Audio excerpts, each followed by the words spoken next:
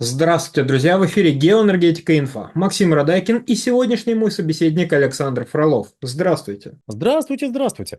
Российский газ вновь себя нашел в Европе. Поставки «Газпром» в Европу растут, а потребление падает. Что происходит и когда уже невидимая рука рынка все расставит по своим местам? Александр.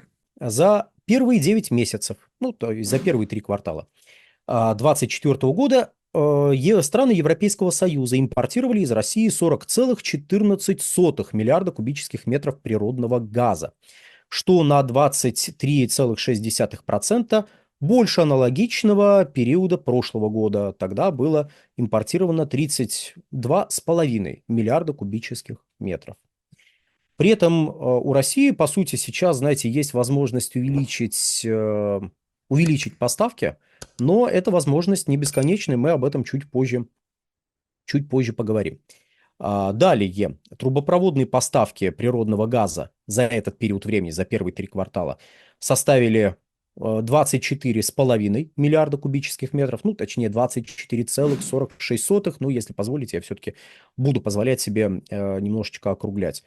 А за тот же период 2023 года было 18,97 миллиарда кубических метров.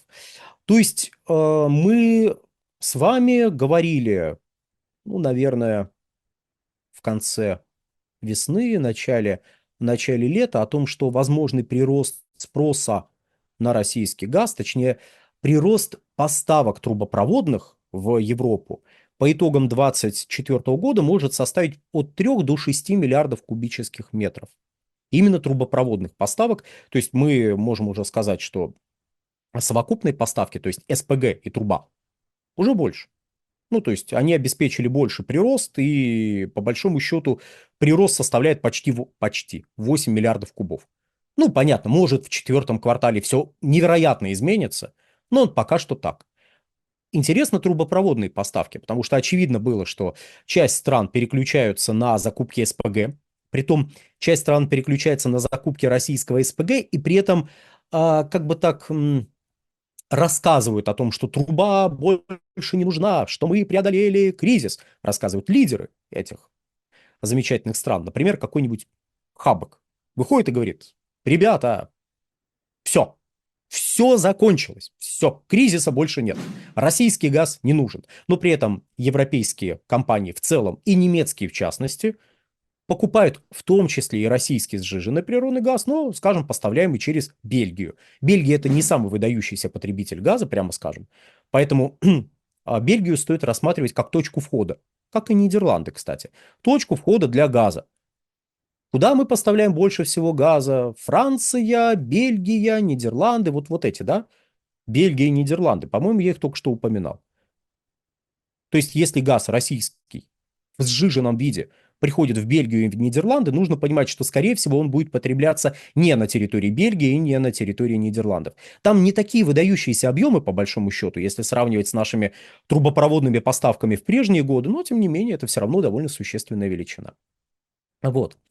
По нынешним временам неспокойным, а также по нынешним неспокойным временам с учетом продолжающегося падения спроса на газ в Европейском Союзе. В данной ситуации было интереснее всего, а что с трубой? Потому что труба, она менее пластична. Ну, понимаю, звучит как неловкий каламбур, но труба менее пластична в том смысле, что есть конечная точка поставки, есть еще какая-то газотранспортная система, но скорее всего, газ будет потребляться вот в этой точке, куда он доставляется. Вот.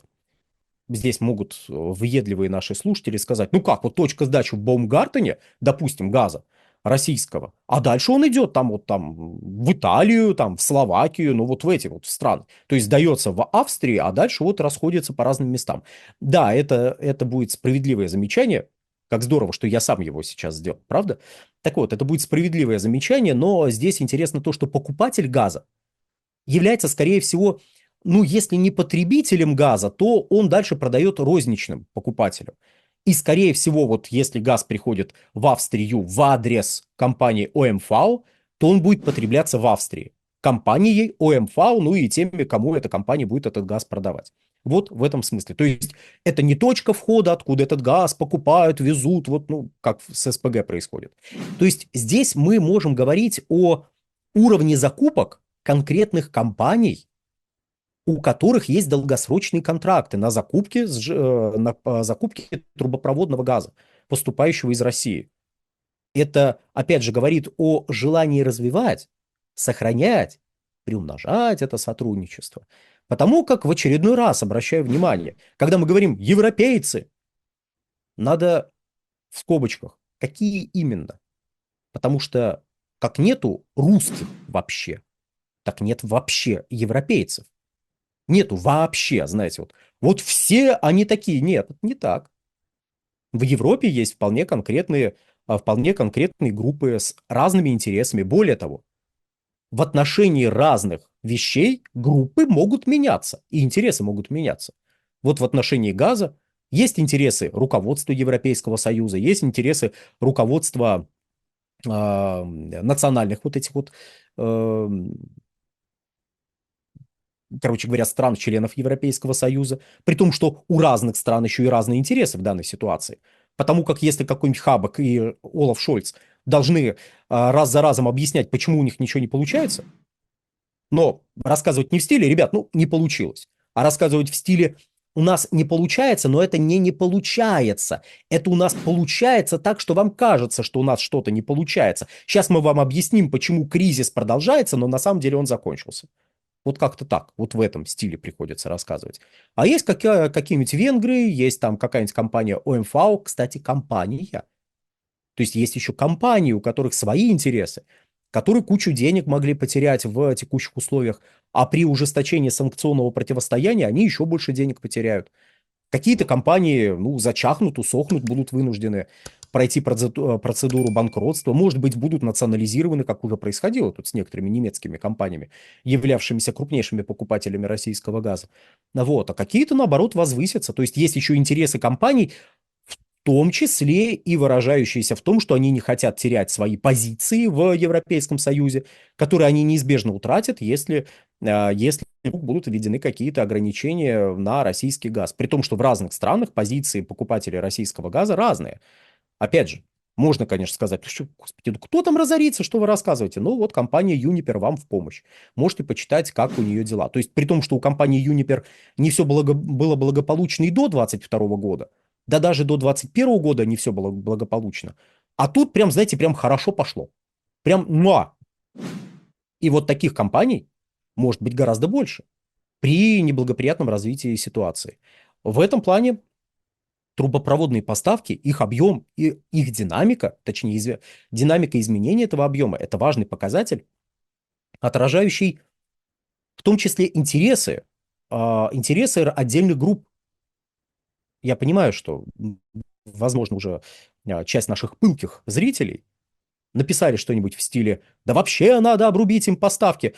Ну, можно и так сделать. Можно и так сделать. Вот, я думаю, многие даже прям одобрят это решение на эмоциональном уровне. Но с точки зрения дипломатии, если угодно, наверное, поставки стоит продолжать.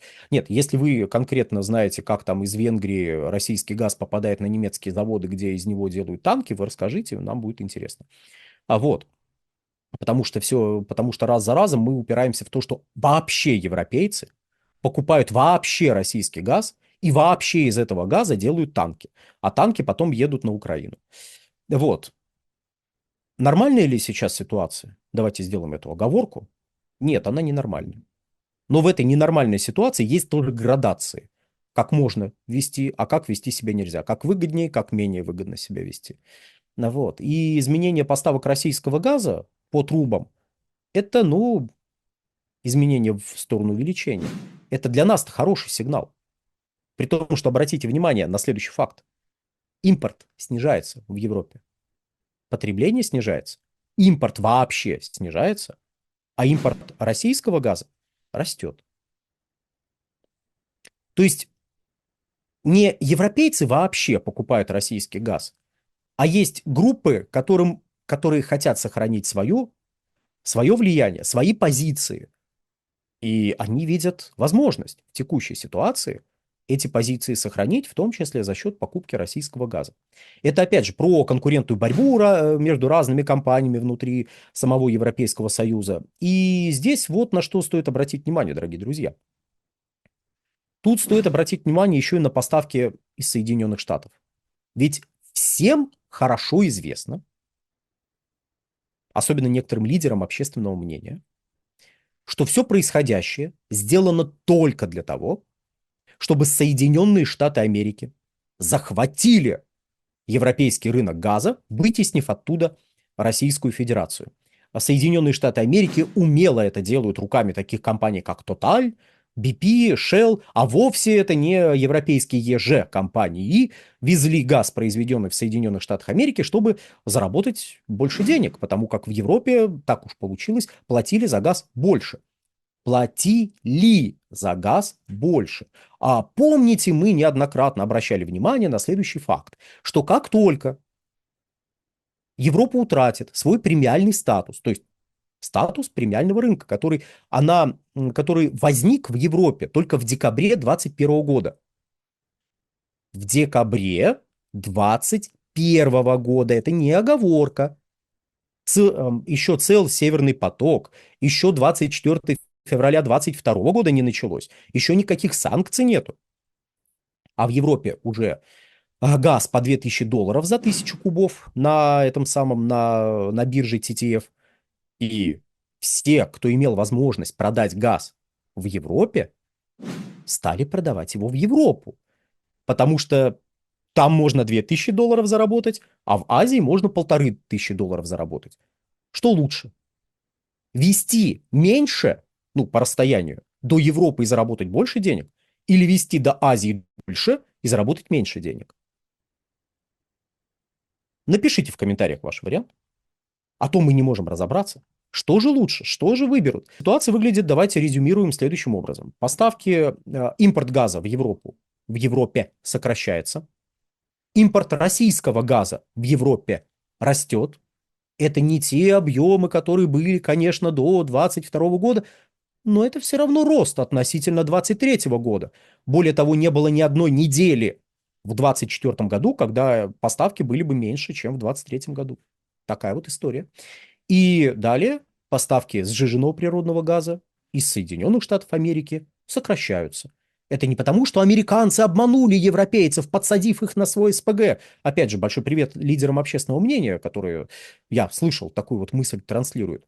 Это европейские же компании зачастую, и некоторые азиатские компании, становятся меньше заинтересованы в европейском рынке, потому что выгоднее взять этот газ, провести его чуть дольше, но продать дороже, чем в Европейском Союзе. Вот такая вот история. То есть в Европе падает потребление, падает импорт, а импорт российского газа растет. Что является, может быть, неприятным очень многим нашим согражданам сигналом. Я понимаю, на эмоциональном уровне это предельно странно, особенно вот в нашем контексте вот это. Но с точки зрения, если угодно, дипломатии газовой и дипломатии вообще, это хороший сигнал. То есть не то, чтобы это гарантия чего-либо, потому как есть интересы у других кругов, которые задеваются вот этим ростом поставок. И они там будут пытаться, скорее всего, и продавливать всякие прям жесткие санкционные ограничения. Ну, там уж вопрос, чья возьмет. Потому как обострение противостояния в самом Европейском Союзе, извините за цинизм, который неизбежно за этим всем последует, ну, мне кажется, нам немножко на руку. Ну, мне так кажется. Я, может, заблуждаюсь. Если вы считаете это не так, обязательно напишите в комментариях свое мнение. На сегодня все. Всего хорошего. Александр, спасибо за комментарий. Друзья, пока YouTube замедляют, призываю не дожидаться, пока его заблокируют, и нас вместе с ним. Подписывайтесь на наш телеграм-канал Геоэнергетика Инфо. Ссылка будет в описании и закрепленном комментарии. Там же будут реквизиты для желающих финансово поддержать наш проект в столь интересное время. Спасибо, до новых встреч. На сегодня все. Всего хорошего.